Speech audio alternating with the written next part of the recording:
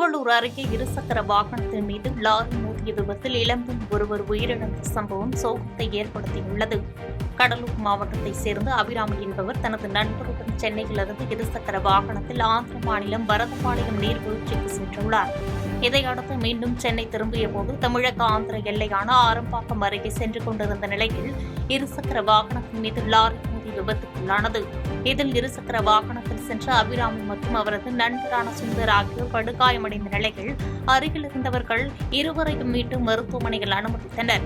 எனினும் சிகிச்சை பலனின்றி அபிராமி பரிதாபமாக உயிரிழந்த நிலையில் சுந்தர் மேல் சிகிச்சைக்காக சென்னை ராஜீவ்காந்தி அரசு மருத்துவமனைக்கு அனுப்பி வைக்கப்பட்டார்.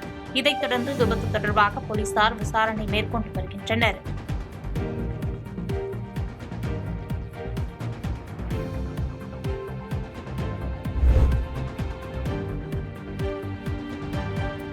சிவகங்கை அருகே விவசாயி வீட்டின் பூட்டை உடைத்து 15 சவரன் நகை கொள்ளையடிக்கப்பட்ட விவகாரத்தில் மதுரையைச் சேர்ந்த தம்பதியினரை போலீசார் கைது செய்தனர்.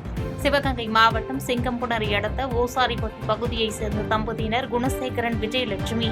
விவசாயிகளான இருவரும் கடந்த மாதம் 27ஆம் தேதி தோட்ட வேலைக்காக வெளியே சென்றுவிட்டு வீடு திரும்பிய போது வீட்டின் பூட்டு உடைக்கப்பட்டு 15 சவரன் நகை, 40,000 ரூபாய் உள்ளிட்டவைகள் திருடப்பட்டிருப்பதைக் கண்டு அதிர்ச்சியடைந்தனர். இதையடுத்து காவல் நிலையத்தில் புகார் அளித்த நிலையில் குற்றவாளிகளை போலீசார் தேடி வந்தனர். இந்நிலையில் கோட்டை வேங்கப்பட்டி 4 வழிச்சாலையில் போலீசார் வாகன சோதனை மேற்கொண்டிருந்த போது அவ்வழியாக வந்த தம்பதியினர் காவல்துறையினரை கண்டதும் தப்பி ஓடியுள்ளனர்.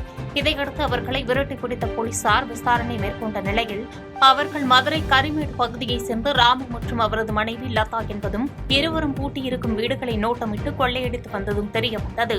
மேலும் சிங்கம்புணரியில் விவசாய தம்பதியரின் வீட்டில் கொள்ளையடித்ததும் இவர்கள்தான் என்று தெரியவந்ததை அடுத்து இருவரையும் போலீசார் கைது செய்தனர். மேலும் அவர்களிடமிருந்து 10 சவரன் நகை, சொகுசு கார் மற்றும் இருசக்கர வாகனத்தை பறிமுதல் செய்தனர்.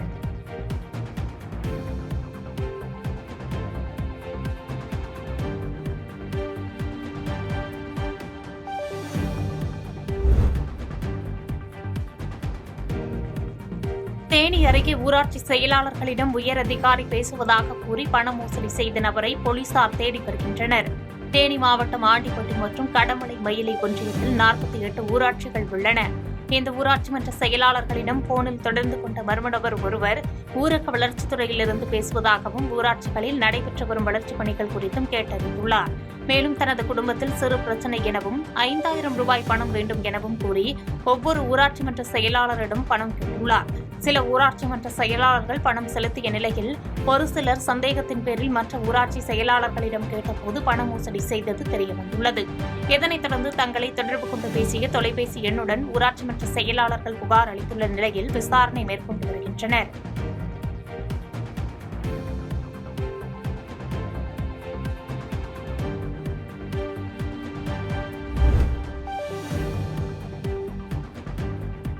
பொள்ளாச்சியில் பூ பெய்திய மாணவி தேர்வறைக்கு வெளியே அமர வைக்கப்பட்ட விவகாரத்தில் குற்றம் சாட்டப்பட்டவர்கள் விசாரணைக்காக ஆஜராகாமல் காலம் தாழ்த்தி வருவதாக மாணவியின் தாயார் குற்றம் சாட்டியுள்ளார்.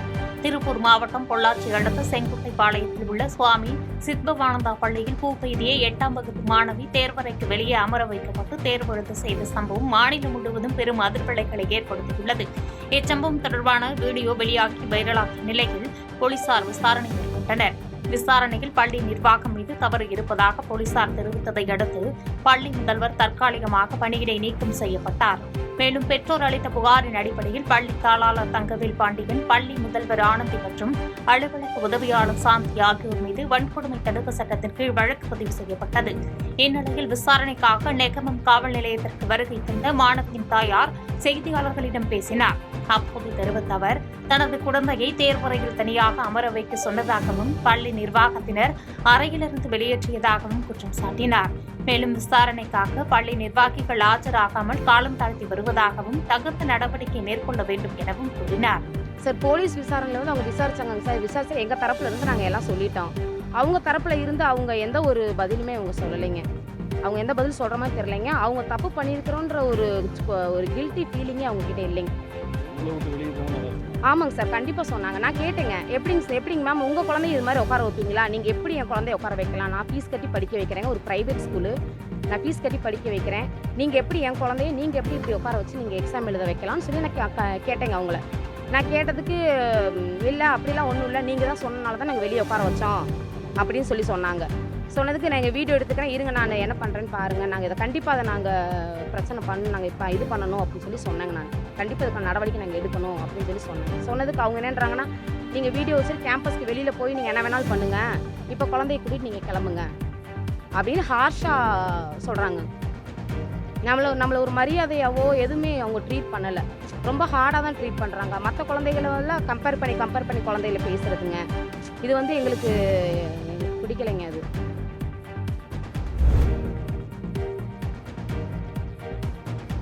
பெண்களையும் பட்டியலின மக்களையும் அமைச்சர் பொன்முடி இழிவாக பேசி வருவது தொடர்ந்து வருவதாக அதிமுக முன்னாள் அமைச்சர் செல்லூர் ராஜு குற்றம் சாட்டியுள்ளார். மதுரை மேற்கு சட்டமன்ற தொகுதிக்குட்பட்ட அச்சம்பத்து பகுதியில் 25 லட்சம் ரூபாய் மதிப்பீட்டில் அமைக்கப்பட உள்ள ஃபேவர் பிளாக் சாலைக்கான அடிக்கல் நாட்டு விழாவில் அதிமுக முன்னாள் அமைச்சர் செல்லூர் ராஜு கலந்து கொண்டார். பின்னர் செய்தியாளர்களை சந்தித்து பேசிய அவர், பெண்களையும் பட்டியலின மக்களையும் அமைச்சர் பொன்முடி இழிவாக பேசி வருவது தொடர்ந்து வருவதாகவும், அமைச்சர் பொன்முடி இழிவாக பேசியதற்கு எதிராக முதலில் குரல் எழுப்பியதும் நான் தான் எனவும் கூறினார். நீட் தேர்வு குறித்து கடந்த 9ஆம் தேதி அனைத்துக் கட்சி கூட்டம் நடத்தி திமுக அரசு மக்களை திசை திருப்புவதாகவும், ஆட்சி அமைந்தவுடன் நீட் தேர்வுக்கு எதிராக முதல் கையெழுத்து என கூறி மக்களை ஏமாற்றிவிட்டதாகவும் குற்றம் சாட்டினார்.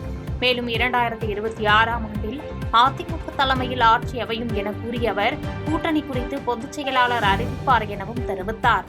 அமைச்சர் பொன்முடி இப்போ மட்டும் இல்லை, அவர் எப்பவுமே பார்த்தீங்கன்னா பெண்களை இழிவாக, பெண்கள் மட்டுமல்ல சில சமுதாயம் தாழ்த்தப்பட்ட சமுதாயத்தை பற்றியும் அவர் இழிவாக பேசுவது அவருடைய குணமாக விட்டது.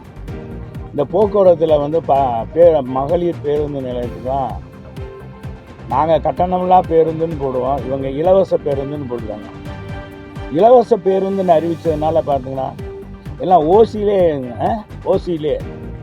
ஓசியிலே இங்கேருந்து போகிறீங்க, கோயம்பேடு போகிறீங்க, பாரிஸ் போகிறீங்க, அந்த அளவுக்கு ஓசி அப்படின்னு கேள்வி கிண்டல் பேசினாங்க. அதை நான் முதல்ல நான் தான் தமிழ்நாட்டில் அதை எதிர்த்து வன்மையாக கண்டித்தேன். ஏன்னா அமைச்சர் பதவி என்பதே ஓசி தான், அவங்களுக்கு கொடுக்குற அத்தனை சலுகையும் ஓசி. பாதகம் செய்பவரை கண்டால் நாம் பயம் கொள்ளலாகாது பாப்பா, மோதி மிதித்து விடு பாப்பா, அவர் முகத்தில் உமிழ்ந்து விடு பாப்பா.